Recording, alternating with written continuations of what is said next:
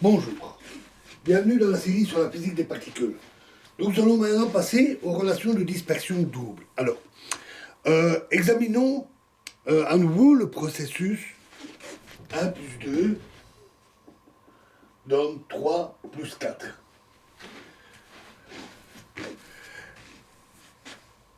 Comme je l'ai déjà dit, cette réaction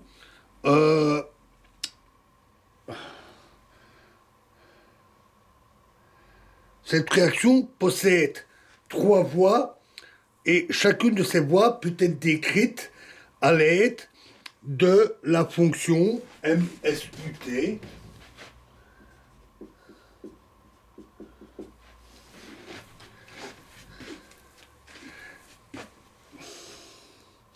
mais donnée dans la région physique de chaque région. Les régions physiques des variables, des voies, ne se chevauchant pas, la fonction MSUT décrivant les voies se décompose en fait en trois fonctions différentes associées à des voies différentes. La situation change sensiblement si l'on suppose que MSUT est une fonction analytique des variables SUT. Alors, la donnée de MSUT dans le domaine physique d'une des voies détermine sa valeur dans tout le domaine d'analycité, qui inclut les régions physiques et non physiques de toutes les voies, y compris les domaines des valeurs complexes des variables SUT. Autrement dit, MSUT devient une fonction unique de SUT complexe et elle décrit simultanément le processus dans toutes les trois voies. Mais bien sûr, quand il faut extraire ces voies, des voies concrètes, on donne les valeurs SUT réelles dans la région physique correspondante, ainsi que la valeur de M dans cette région. Pour le moment, on n'a pas démontré qu'il est possible de prolonger analytiquement l'amplitude du processus MSUT simultanément suivant les trois variables dans le domaine des variables complexes. On suppose toutefois qu'un tel prolongement est possible.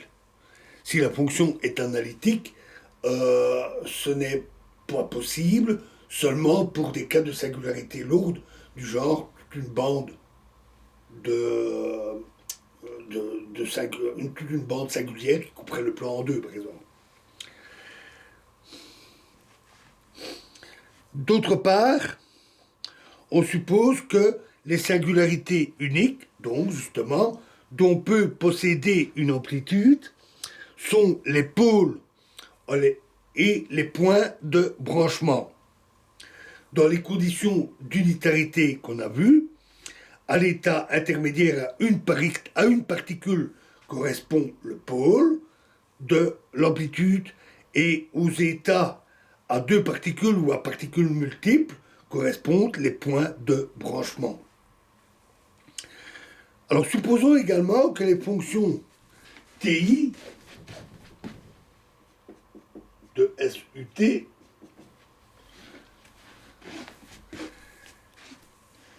tendent vers 0 lorsque les variables complexes indépendantes tendent vers l'infini, une supposition assez raisonnable. Alors, à l'aide du théorème de Cauchy, pour la fonction à deux variables, les trois variables n'étant évidemment pas indépendantes, on obtient, en omettant le I epsilon au dénominateur, on obtient que TI de SUT est égal à TI petit 0 plus 1 sur pi carré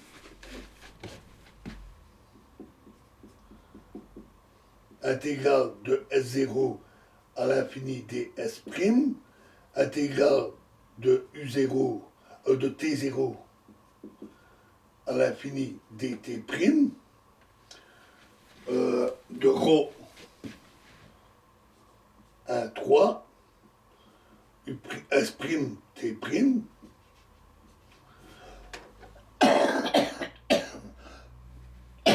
sur S' moins S, T' moins T, donc il faut rajouter normalement les epsilon appropriés. Plus 1 sur pi carré, intégrale de S0 à l'infini ds', intégrale de U0 à l'infini du', ρ 1, 2, S', U',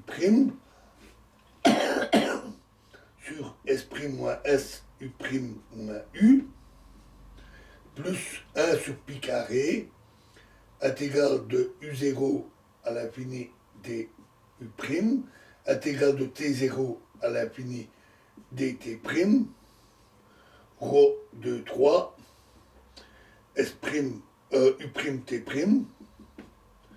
sur U' moins U, T' moins T. Donc dans cette expression, les variables S, U, T sont symétriques. Et les termes TI0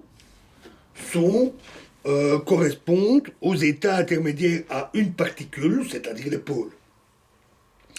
Les limites inférieures d'intégration sont déterminées par la somme minimale des masses à l'état intermédiaire, et les fonctions ρ, ik, ici, sont déterminées, ces fonctions sont des fonctions réelles. Ces relations s'appellent relations de dispersion double ou encore représentation de Mandelstam. Voilà, et nous verrons la suite dans la prochaine vidéo. Je vous remercie.